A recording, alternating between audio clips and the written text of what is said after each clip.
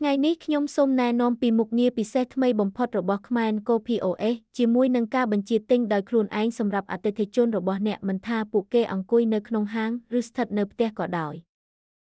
អតិថិជនដែលមកអាចបញ្ជាទិញម្ហូបដោយផ្ទាល់ពីតូររបស់ពួកគេដោយប្រើ Smartphone បានមិនចាំបាច់រង់ចាំបុគ្គលិកទេ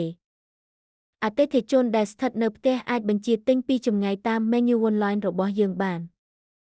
គ្រប់ការបញ្ជាទិញមិនថាពីតូឬពីផ្ទះក៏ដោយនឹងបញ្ជូនការជូនដំណឹងទៅកាន់ក្រុមការងារភ្លាមបុគ្គលិកអាចមើលព័ត៌មានលម្អិតនៃការបញ្ជាទិញនីមួយៗបានរួមមានលេខទូរស័ព្ទអតិថិជនអាសយដ្ឋានដឹកជញ្ជូនសម្រាប់ការបញ្ជាទិញពីផ្ទះដែលអាចមើលបានលើ Google Maps លេខតូសម្រាប់អតិថិជនអង្គុយក្នុងភោជនីយដ្ឋានបុគ្គលិកអាចបើក Google Maps ដោយផ្ទាល់ដើម្បីដឹកជញ្ជូនពេលបុគ្គលិកទទួលការបញ្ជាទិញនោះវានឹងបង្ហាញនៅក្នុងអេក្រង់ឬម៉ាស៊ីនព្រីននៅផ្ទះបាយដើម្បីឲ្យចុងភៅចម្អិនប្រព័ន្ធនេះជួយកាត់បន្ថយពេលរង់ចាំរបស់អតិថិជនមិនថាបុគ្គលិកជាប់រវល់យ៉ាងណាក៏ដោយអរគុណសម្រាប់ការទស្សនា